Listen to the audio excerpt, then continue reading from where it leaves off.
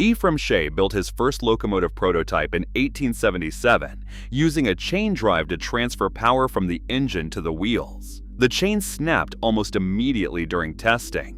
He tried again with a belt drive system, the kind you would see in sawmills at the time, but the belt could not handle the load and kept slipping under the strain of hauling timber.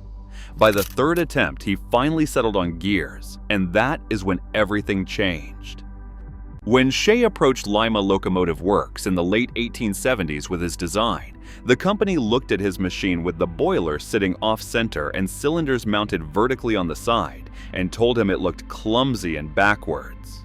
Lima's engineers were building farm equipment and sawmill machinery at the time, and they had a reputation to protect. John Carnes, one of the company's founders, had to personally fight the other executives to even give Shay's design a chance. The rest of Lima's leadership thought it was a waste of time and money to build something that violated every principle of conventional locomotive design. The first customer who bought a Shay was a lumberman named James Alley. After using it for a few months, he became so frustrated that he asked Lima to build him a regular locomotive instead. Alley's dissatisfaction nearly ended the entire program, because if your first customer wants his money back, that is not exactly encouraging. Lima seriously considered scrapping the project entirely, but Carnes convinced them to keep refining the design rather than give up on it. Shay had to buy his way into Lima's operations by purchasing 64 shares of company stock at $100 each, which was substantial money in the 1880s. He negotiated royalties on every locomotive they built, calculated based on the weight of each finished unit. Lima agreed to manufacture the locomotives, but made it clear Shay would not have any role in development or decision-making. They took his patent, took his money, and told him to step aside while they figured out how to actually make it work. Lima's engineers completely redesigned the drive system with proper drive shafts and bevel gears, and they started calling it the Carnes design internally because they felt John Carnes deserved more credit than Shay did for turning the concept into something that actually functioned. Inside Lima, there was constant fighting over whether the Shay was worth the investment. Engineers who had spent their careers building conventional machinery looked at the off-center boiler and exposed gearing and said it would never be reliable enough for commercial use. Carnes kept pushing them forward, insisting that logging railroads needed something different from what mainline railroads were using. The early prototypes had problems with the universal joints failing and the gears stripping under load, which gave ammunition to everyone inside Lima who wanted to kill the project. Every time something broke, Carnes had to defend the entire concept all over again to executives who thought they should stick to building equipment they already understood.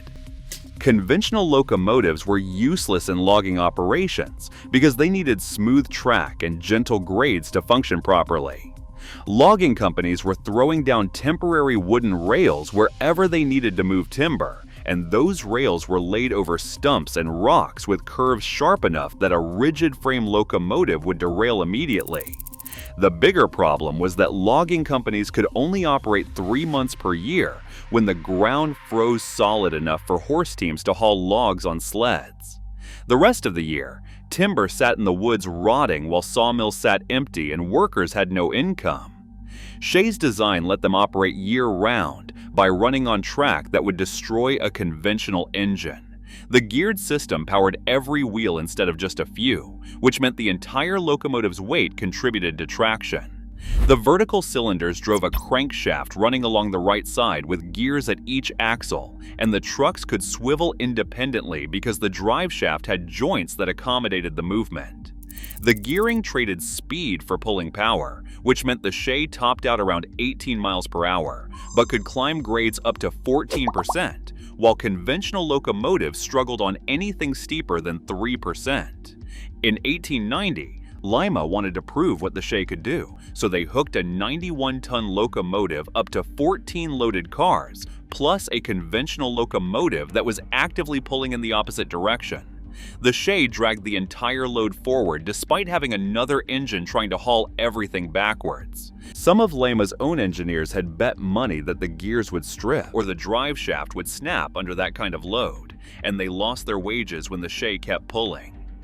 That test convinced logging companies across Michigan and the Pacific Northwest that the design was legitimate.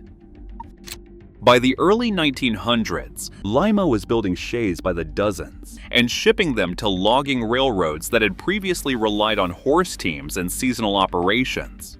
One logging company in Michigan that had been moving 50,000 board feet per month, with horses started moving 200,000 board feet per month after buying a Shay. Operations that used to shut down for 9 months of the year were suddenly running 12 months, and sawmill owners who had been losing money on idle equipment were finally turning profits. The Shay wasn't just a better locomotive, it fundamentally changed the economics of the timber industry by making year-round operations possible. In February 1904, a Copper Belt Railroad Shay in Utah was moving ore cars down from a mine when the rails were wet and slippery. The train got away from the crew. The locomotive flipped completely over and landed on its back, down an embankment.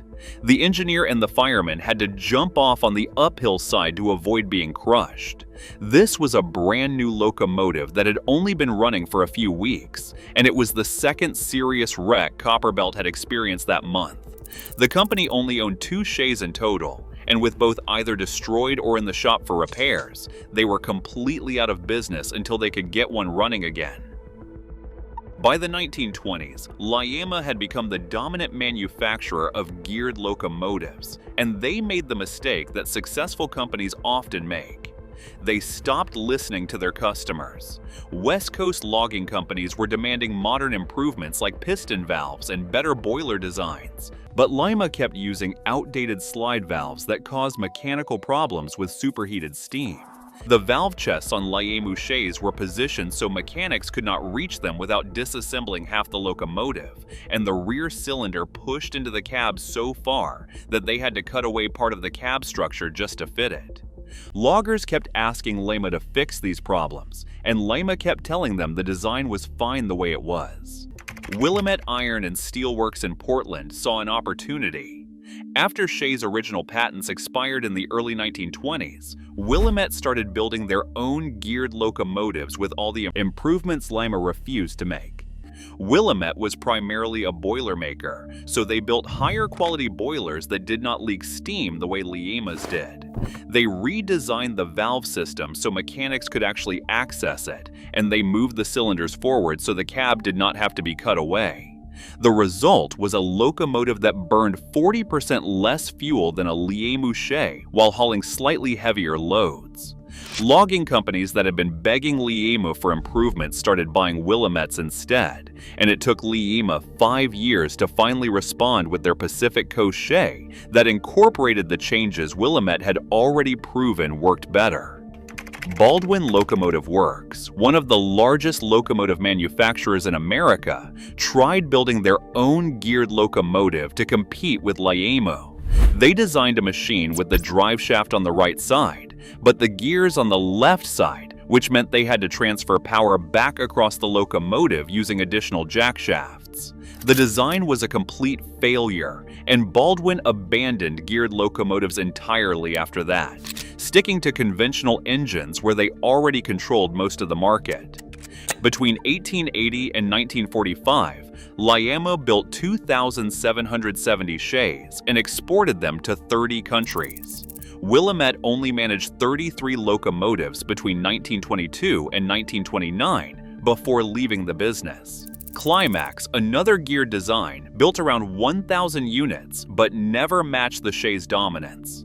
The Shay became the standard for logging and mining railroads worldwide because nothing else could handle those grades and curves while pulling that much weight. Ephraim Shay became wealthy from his patent royalties and built himself a hexagonal house in Harbor Springs, Michigan. It was constructed entirely from stamped sheet metal. The metal panels were embossed to look like brick and tile, and the interior walls were pressed steel with decorative patterns. He also built a 40-foot steel boat, experimented with automobiles, constructed a waterworks that he donated to the city, and built over 400 wooden sleds as Christmas gifts for local children.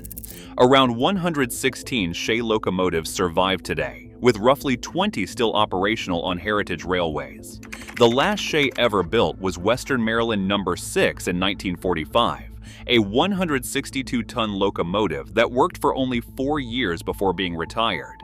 In 1981, it was restored to operation at Cass Scenic Railroad in West Virginia, where it still runs today.